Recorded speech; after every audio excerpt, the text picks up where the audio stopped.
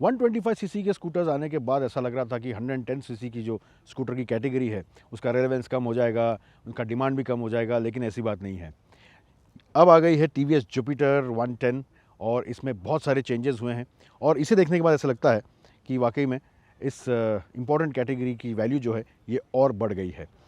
अब मैंने इसका एक वॉक अराउंड भी किया है जहाँ पे मैंने आपको इसके डिज़ाइन और फीचर्स के बारे में काफ़ी कुछ बताया है। अभी मैंने इसे चलाया है और मैं आपको बताऊंगा कि न्यू टीवीएस जुपिटर यानी 2024 टीवीएस जुपिटर चलने में कैसी है, कंफर्ट कैसा है, राइड एंड हैंडलिंग कैसी है और भी ऐसी कुछ बातें जो आपको शोरूम में या ब्रोशर में नहीं मिलेंगी। सबसे पहले सब्सक्राइब कर लीजिए गियर फ्रीक को एंड कीप वॉचिंग।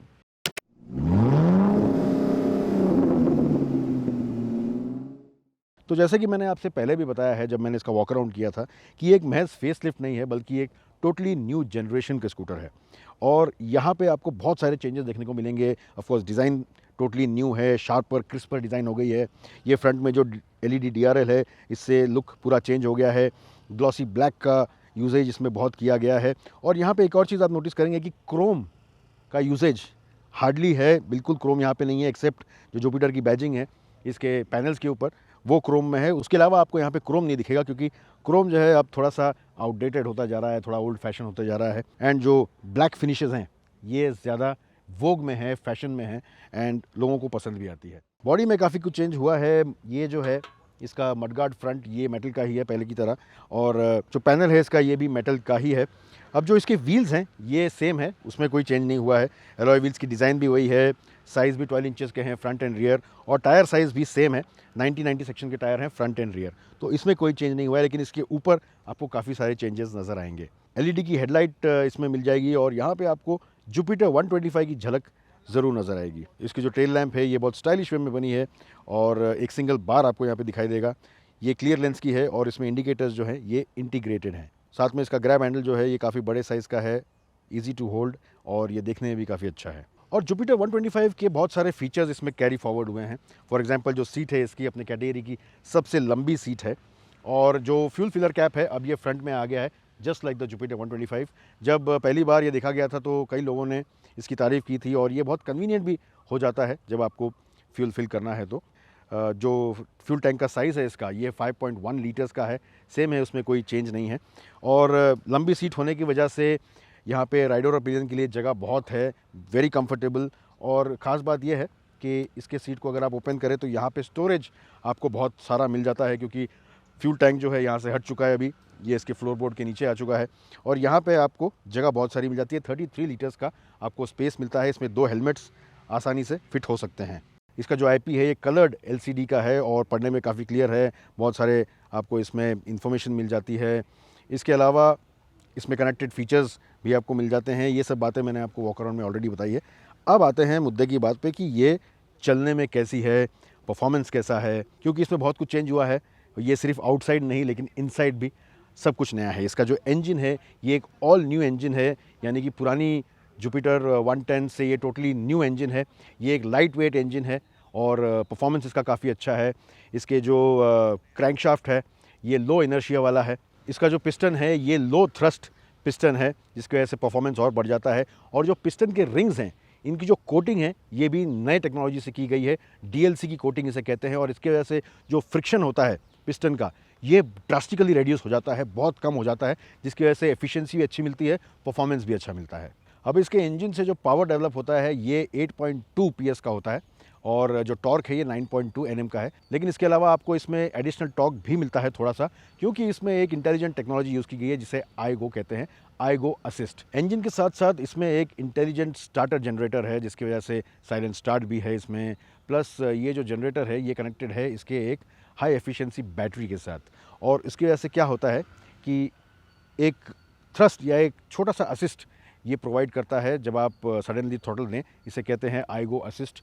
और उससे फ़र्क ये पड़ता है कि जब आपको सडन थोड़े से पावर की ज़रूरत है, जब आप ओवरटेक कर रहे हैं या स्टैंड स्टिल से आपको जल्दी निकलना है, तो आपको ये टॉर्क जो है थोड़ा सा एडिशनल मिलता है और इसकी वजह से 9.6 एनएम का टॉर्क हो जाता है और आपको एक हल्का सा बूस्ट मिलता है। और ये जो बूस्ट है आपको ये इसके बैटरी की वजह से मिलता है, जो स्टार्टर जनरेटर है यहाँ से पावर डिराइव करता है और ये एक बूस्ट प्रोवाइड करता है जो एक शॉर्ट टाइम के लिए होता है।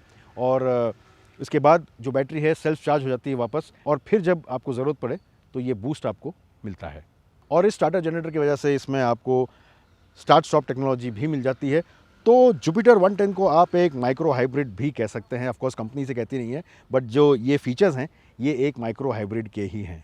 जुपिटर जो है हमेशा से एक कंफर्टेबल स्कूटर रही है, और ये भी इस चीज़ में अलग नहीं है। यहाँ पे आपको जो सीट हाइट मिलती है ये 770 की मिलती है। तो इसकी वजह से अगर आप शॉर्ट राइडर भी हैं तो आराम से आप इस पर बैठ के चला सकते हैं, पैर आराम से फ्लैट नीचे रख सकते हैं आप। यहाँ पे फुटबोर्ड जो है बहुत बड़ा है इसका, यहाँ पे स्पेस काफ़ी है, और यहाँ पे एक गैस सिलेंडर इजीली फिट हो सकता है। तो यूटिलिटी का बहुत ख्याल रखा गया है। यहाँ पे सामने एक ग्लव बॉक्स आपको मिल जाएगा जिसकी कैपेसिटी 2 लीटर्स की है, और इसके अलावा यहाँ पे एक हुक भी मिल जाता है बैग्स वगैरह हैंग करने के लिए। सीट के नीचे कोई हुक आपको मिलता नहीं है, लेकिन सीट के अंदर जैसे मैंने पहले बताया 33 लीटर्स का स्पेस है, विच इज़ फैंटेस्टिक। अब मैं इस पर बैठा हूँ, आप देख सकते हैं पीछे कितनी जगह है पिलियन के लिए, और अगर यहाँ पे पिलियन भी बैठ जाए उसके बाद भी स्पेस काफ़ी रहता है। अब पिलियन का पैर जो है आप देख सकते हैं, इसका एंगल क्या है, मुझे कहीं भी इंट्रूड नहीं हो रहा है, and this is the way you can ride comfortably. अब इसका जो आईपी है फुल्ली डिजिटल है, और ये कलर्ड एलसीडी है, बहुत क्लियर है पढ़ने में। यहाँ पे आपको वेलकम मैसेज मिलता है, पहले बड़ा सा स्पीडोमीटर मिल जाता है, फ्यूल गेज है, और यहाँ पे ओडोमीटर है। उसके अलावा यहाँ पे डिजिटल क्लॉक भी आपको मिल जाएगा, प्लस यहाँ से मोड आप दबाएं तो इसमें आपको ट्रिप की जानकारी मिल सकती है। ट्रिप ए और ट्रिप बी आप सेट कर सकते हैं यहाँ से।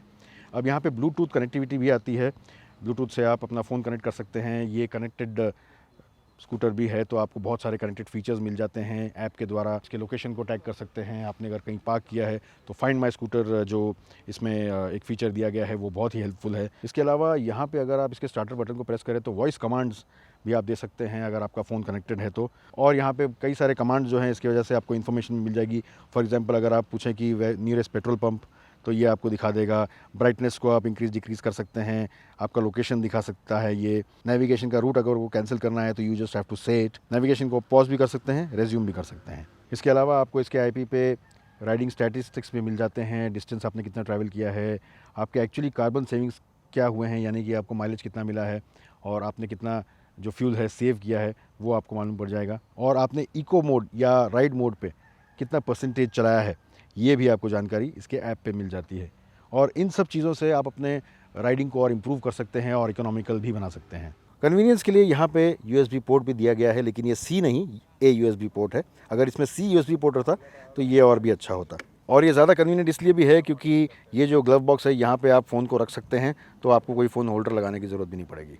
अब परफॉर्मेंस जो है इसका काफ़ी क्रिस्प है, और जैसे ही आप इसका थ्रॉटल दें तो इंस्टेंटली आपको जो रिस्पॉन्स मिलता है ये बहुत ही इंप्रेसिव है।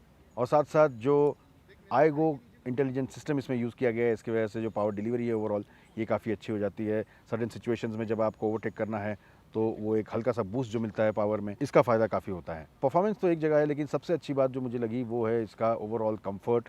इसका सस्पेंशन जो है वेल ट्यून्ड है। पहले भी जुपिटर जो थी ये बहुत कंफर्टेबल स्कूटर होती थी चलाने के लिए, और इसमें भी थोड़े से ट्विक्स किए गए हैं इसके सस्पेंशन में, जिसकी वजह से इसका जो राइड कंफर्ट है ये और भी अच्छा हो गया है, बेहतर हो गया है। इसके अलावा सबसे इम्प्रेसिव चीज़ जो जुपिटर की है वो है इसकी हैंडलिंग।